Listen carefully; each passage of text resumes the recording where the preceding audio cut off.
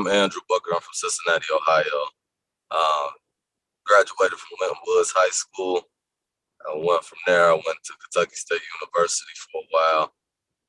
Then I decided to join the Army, and now I'm embarking on a very fulfilling career for myself with opening and owning my own group home. Me and my wife have our own group home now, and I just now got elected to be a fire recruit for the city of Cincinnati. So I got a lot of good things going on, but definitely trying to fulfill my dream of taking care of what I could take care of in our community, which is Cincinnati, my home. Without a doubt, man. Like I think we all want to take care of our communities. At least like that's the sense that I get from the males around me. Like we really just want to stay in our neighborhoods and build it up. However, sometimes we don't know how to do that. But before we get into that conversation, Right. let's talk about how you got into the idea of wanting to have a group home to, I believe, what you help steer or help mentor at risk youth kids, right? Yes. So it came about because me and my wife, we used to have these conversations with other couples at our house, and we was really trying to find a way to stop being in a rat race. Working a 9 to 5 and living check to check, and we just started brainstorming and things like that. And it's a lot of things you can do in this world, in this great country to even make money, but does it have a purpose? And that's what drove home with me a lot. Is what's our purpose? And we always talk about the stage of where we're at in this life, meaning our community. Let's be honest, our community. Where are we at? And we would like to be further, and we would like to do more things. But what can we do? There's only so much that you can probably do in your situation. It could be as little as picking up trash on your block, or it could be as big as starting a business and molding people to be workers in your business and owners in your business, or impacting the youth. And that's what really touched me, was impacting the youth, because they're our future. It's hard to teach an old dog new tricks, right? So trying to teach a 44-year-old new habits, that's kind of hard. But teaching the young people new habits, that's very impressionable. You can get further. Um, so my wife was just telling me how she used to be in a group home, and it kind of Mm. it had my wheels start turning. And I thought about it, and then I looked into it. And in this day and age, it's perfect because we can Google, and we can Google anything. And I Googled how to start a group home, and I just started getting knowledge from Google and reading into it and looking at what I was supposed to do. And then, lo and behold, Legacy Residential Homes was created, and it's been the most fulfilling thing I've done so far in my career. And I done had a lot of different job titles or job positions, but this one by far is the most fulfilling. I mean, that sounds amazing because you were right where everybody is, the struggle, and trying to get out of the struggle, trying to get out of the rat race. But to get out of the rat race, you sought to elevate some of the people around you. And I think that's Right. kind of cool, or try to at least help the people around you. And that's really cool because, in this society, it's like capitalistic society. We always trying to gain from the next person. We ain't really trying to help the next person. We just really trying to gain. And then for us to be Black people, Black men in this society, we need to help each other more than anyone else do, considering our history and our past. So, man, look, I'm just kudos to you, to what you're doing. That's why I'm definitely excited to talk to you about this. Can you talk about the things that you see to notice involving these at-risk youth when they come into your home? Like, what do they need the most? You know what I mean? What type of feeling do you get from these kids? You use the title At Risk Youth, which I use the title on my website as well. Yeah. But that's any youth. Let's just say our young men, right? Our young men. Let's be honest. We were young men. We need structure. To me, we need structure. And structure is huge because structure makes sure when you wake up in the morning, you make your bed. That's your first win of the day. You go brush your teeth. You know, you take a shower, put deodorant on, you put lotion on. You know, small things, small victories equal a big win, right? Uh, a lot of us, let's be honest, especially young men, young males, uh, we're a little behind the curve on personal hygiene. You know what I mean? These Yeah. women, they out here and they develop faster, they mature faster. You know, but for us young men, we need structure. We need structure from a man who's been in their shoes, and I think that helps put everything else together. You know, it starts with the homes. It starts with how we actually interact with our children. Not just men, women too. You need a healthy dose of both a man and a woman, mother and a father, grandma and a grandpa. You know, community. Community is huge as well. We live in times now where the community is we're scared to let our kids go out and play because the community isn't safe. Uh, we gotta get back to a place where our community is safe for, and it'd be okay for everybody to pour into our children without someone getting upset. I see young men with their pants down say, "Hey, young man, pull your pants up." But parents can't get upset because someone is pouring something different into them about having their pants down. You know what I mean? So Right. it, we came to a place where don't talk to my child, or people is just some bad people out here who it's just hard to let your kids outside and just play and stuff, or to take advice from different people because you don't know their real intention. Um, but we got to get back to a place of community. I don't think it's no one thing. I think it's a combination of things. I think we need community to pour into everybody. It takes a community to raise a child, right? It takes a village, right? Um, I think the parents need to make sure they're intentional with their actions in raising kids. You know, Mhm. and I think structure, like I said, structure is good for any and everybody. Structure is gonna be used all through life, no matter what you do. If you work a 9 to 5, if you're a business person, or if I don't know, whatever you do, you gotta have some kind of structure in your life, and goals as well. What are you living for? What's your purpose? True. What are you striving to do? What are you striving to achieve? A lot of people they like goals. They just don't know what goals to have, and they don't know how to go about their goals. We all are dreamers. We all have something we want to do, but we all don't know how to get there. You know, but just that structure can help with getting to your goals and things like that. But that's what I see the most. I just think it's a combination of things. It's not no just one thing. It's a combination of things um, that will help us get back to a better place. I agree. Everything starts at home. That's definitely what I picked up from you. Is everything does start at home, and everything needs structure, but discipline too, because Just discipline and structure is something that I know that benefited me in my life. But what other people don't have, that they might have the structure, they might have the discipline, maybe not the structure, but I think what's really really necessary in a young man's life is guidance, because he, like, when you're in this world, you don't know, like, you know what I mean, like, you don't know what's out there for you, you don't know what's waiting for you, you don't know the consequences of some of your own selfish decisions and choices. I feel like guidance is a big part of youth, especially Black male youth. And right now, it seems like Cincinnati is in a crisis because the murder rate is a little bit higher than what it was. I don't know that, I don't have my stats. I'll be honest, I don't have my stats right now. But if we all been watching the news, it's been getting crazy out there. And mhm. it's like, that's something that you are maybe two steps away from, because you can try to help the situation. And like, you are like, can you tell us more information about how close you are to the system and the whole process of getting people into your home and giving them the structure that they need? Absolutely. So we work directly with these counties. It's 88 counties, I believe, in the state of Ohio.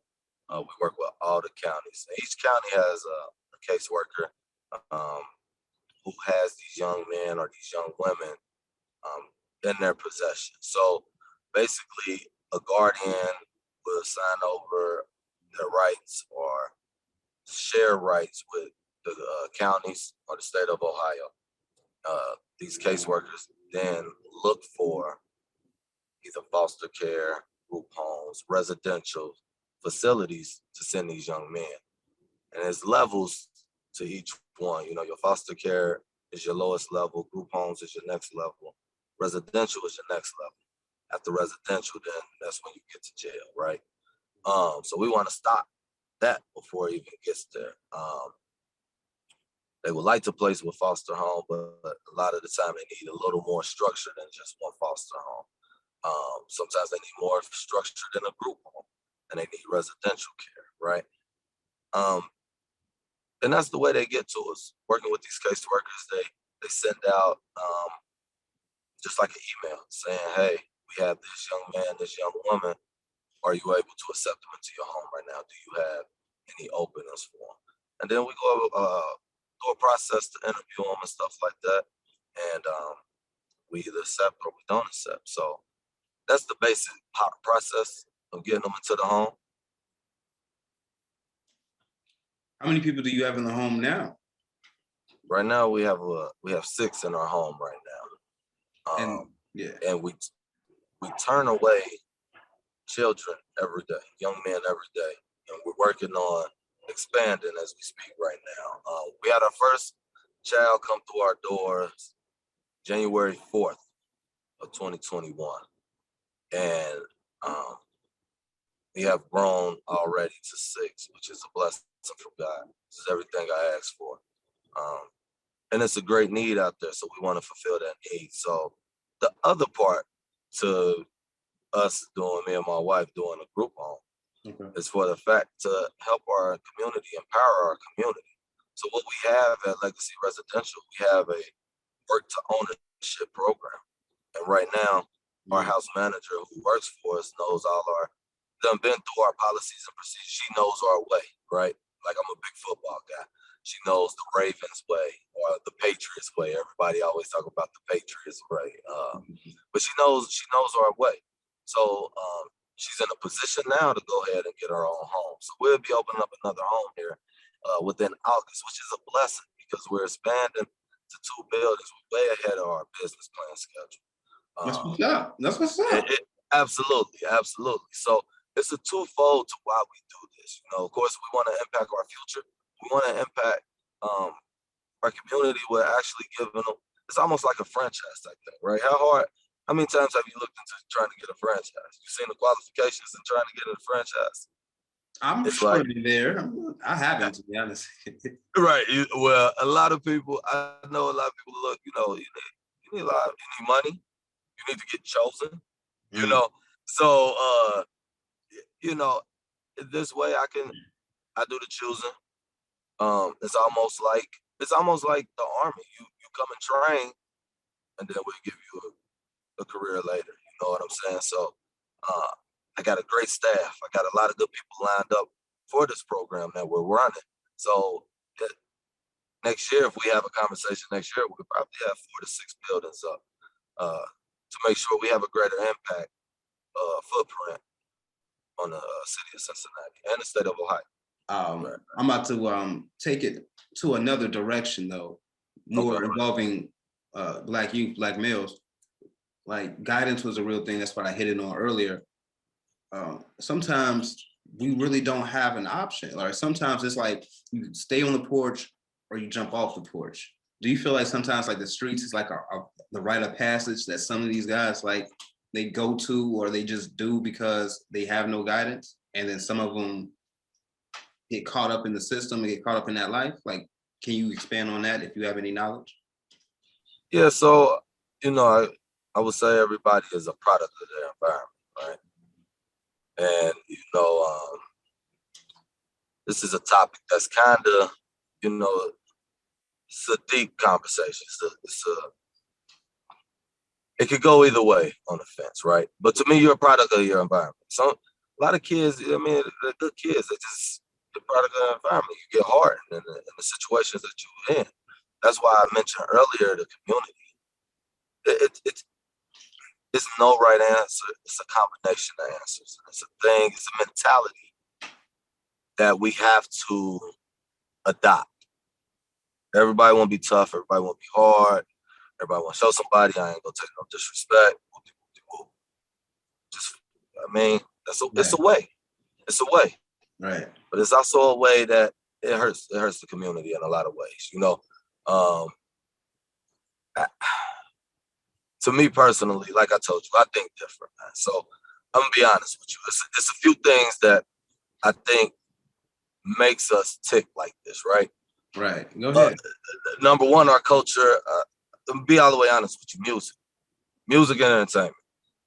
We feed a lot of craziness into music and entertainment, and not to get, I know it's Sunday and people done been to church, and not to get too holy, but the minister of music was the devil in heaven. It's kicked out of heaven.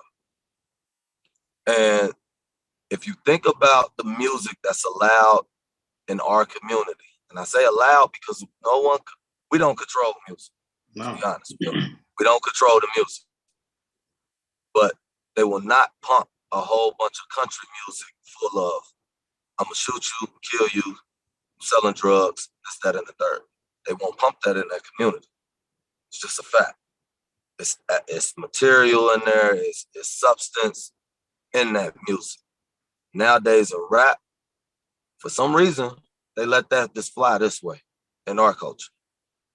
And it's not by accident. And then people, they could think that and they could think I'm hating on them and stuff like that. But it's a reason why music with that kind of message is brought over here. You get what I'm saying? So An that's a argument. huge, yeah, that's a huge thing because I'm gonna even take my youth for 50 Cent was a big influencer on me. Me You know too. what I mean? I love 50. You know what I'm saying? Riding around with guns for what? Right. I'm in school. What am I doing? You know what I'm saying? I'm I'm in K State trying to get an education, but I'm riding around with pistols for what? Exactly. Make no What sense. am I about to do? I don't do anything illegal or nothing like that. Why am I? It's the influence. You know what I mean? It looks cool. You know what I'm saying? So I think the stuff that we see a lot, a lot of our music and stuff, entertainment, it plays. It's a big role. It's a big role, and even for people who Yeah. don't have entertainment or TV and stuff like that to look at that music is always there. You know I what I mean? agree. So I think that's one of the things. Another one of the things is we don't take accountability. It's like we don't care anymore. Where's Big Homie at to say stop that? You know what I mean? Accountability Yo is Gotti, as far as nah, what? say that again. It's kind of accountability as far as what? As far as like what action do that needs to be checked by older Right. adults, or what do we So need to take accountability for? I think it's just it can start with the little things. Yo Gotti got a song called Big Homie, and he break down. I'm not gonna give you a pack. I'd rather give you basically. I'd rather give you some kind of career to make you better. Let's Mm. start there.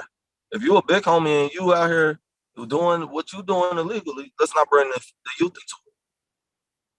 You know what I mean? I had big brothers who Yeah, who was like, "Yo, that's not for you.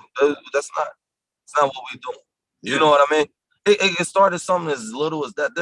There's really no like clear cut answer, but you know what's wrong. You know what's right. Speak up. Why don't we speak up anymore? You know what I mean? We can't be scared to speak yeah. up. If we see wrong, we need to speak on wrong. It's almost like if you walk past a piece of trash in your neighborhood, why didn't you pick it up? Man, You can say, "Oh, it's not my job. Oh, it's not my responsibility." But enough people turn a blind eye, then you got a neighborhood full of trash. and that's the thing. It starts at home, and it starts Correct. with self. You know what I'm saying? Yes. 'Cause if you take care of yourself, you're not gonna let anything happen around you. And if you love Right. yourself, it's gonna extend to the people around you. It's gonna extend to your environment, right? Right. So, does it make sense to be living in poverty with all this stuff around us? It doesn't make any type of sense. And I do believe it is an accountability issue.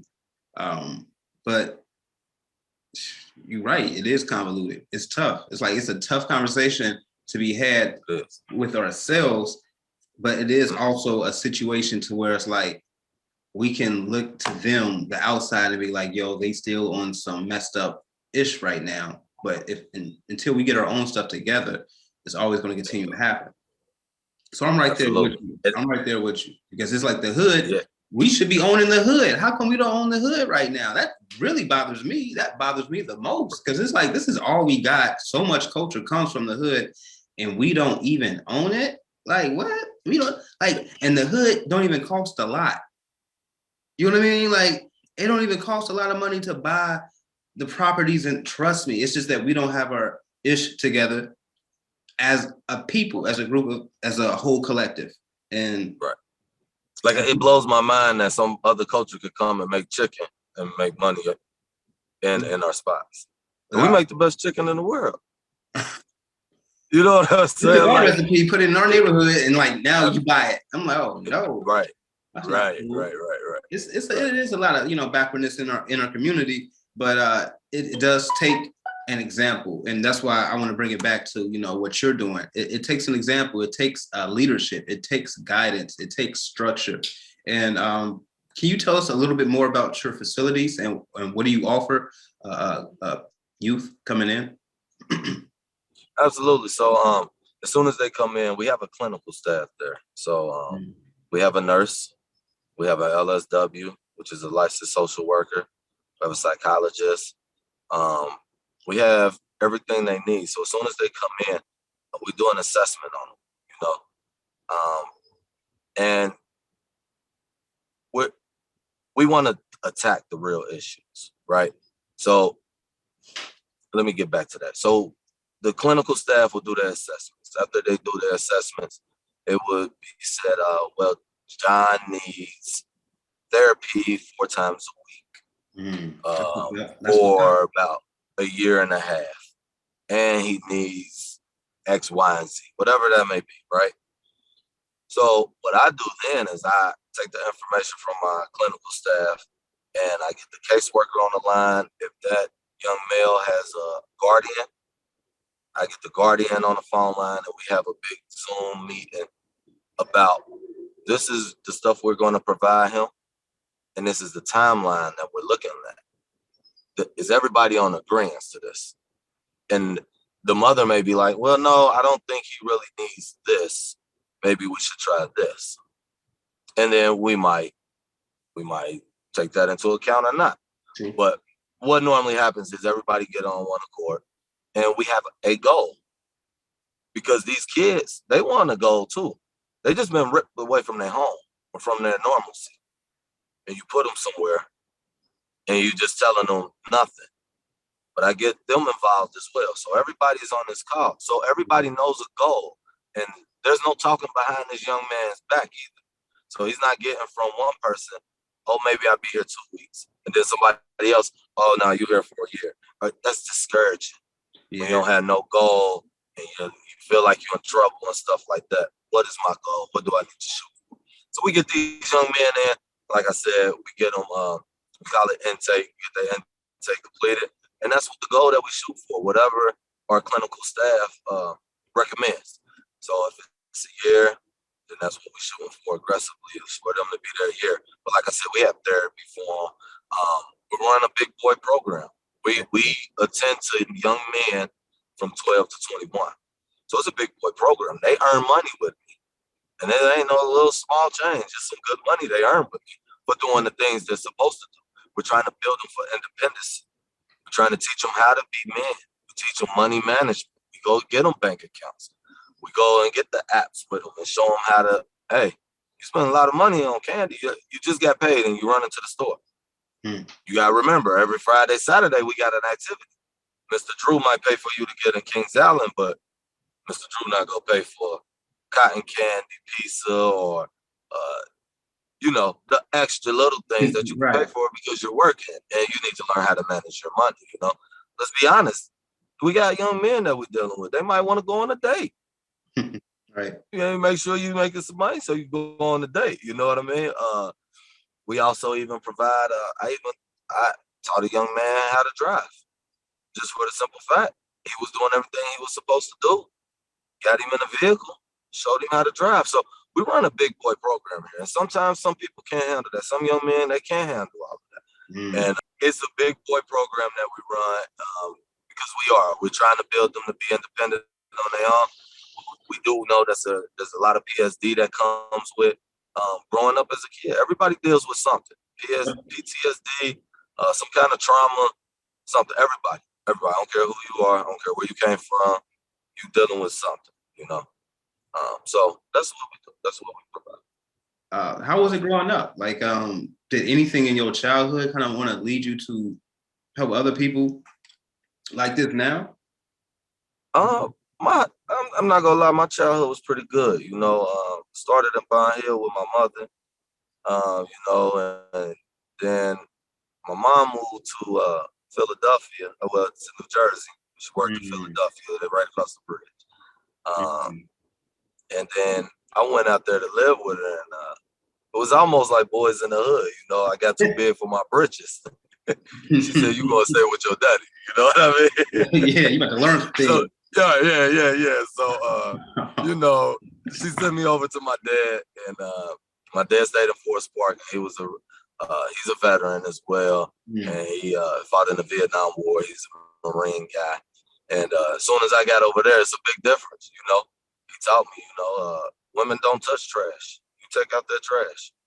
You know, and that's one of the big rules I got at my group home. I bet not ever see a woman. I like to call our people coaches, not caregivers. But I bet not ever see a woman caregiver taking out the trash. It's a man job. We touch the trash. You know what I mean? There's some things.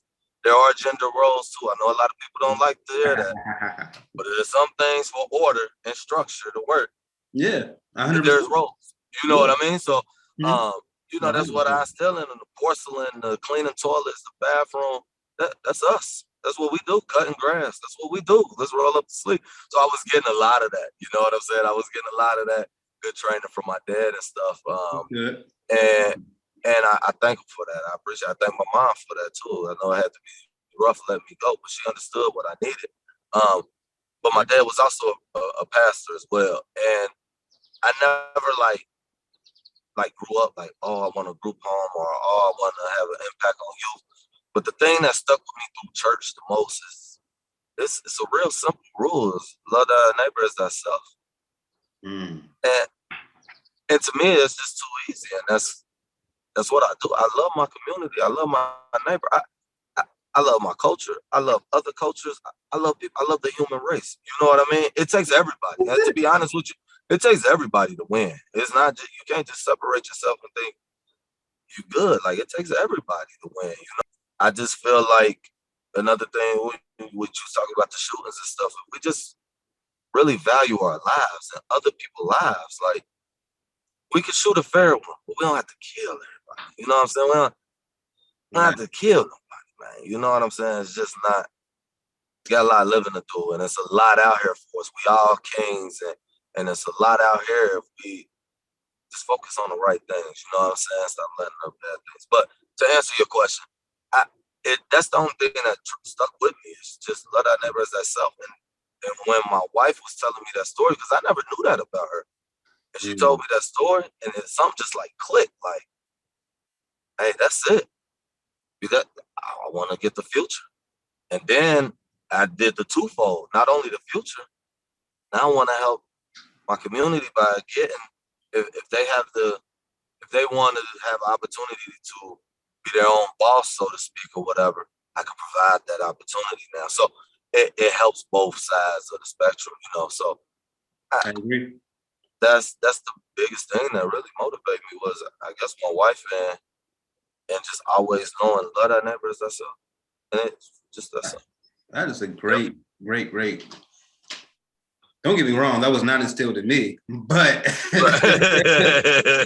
doesn't mean I don't feel it. Like, that doesn't mean like, you know what I'm saying, feel it. Like, I love cultures too. Like, I like other people too. Like, they ain't do nothing to me. Like, you know what I'm saying? I mean, we can talk about history, don't get me wrong, but like at the end of the day, it's like, bro, you can use that to build off of. Like it's so many things you can do with your own history. Definitely learn from it. But no, I am going to wrap things up now. by Okay. letting you tell our viewers more information about our residential legacy homes and how to get in touch, how to help, how to sponsor, how to donate, just how to really get in contact with you and build that brand up. Absolutely. We have our own website, Legacy Residential Homes with an S. No, I'm sorry, legacyresidential.org. That's our website. And then, we have a Facebook page as well. You can donate on our website if you would like to. Um, just just support us in any way you can. Like he said, we're a nonprofit organization. So if you go and you donate, we can definitely give you receipts, just like anybody else, just like Goodwill.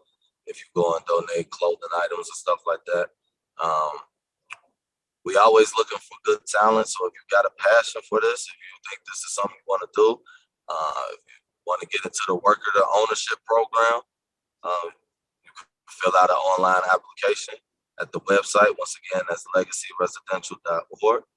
Um, yeah, and if you just need to even call me, you can call me if you got any questions about, maybe you have a child and you're trying to figure out how you can get these services and stuff like that. Just give me a call.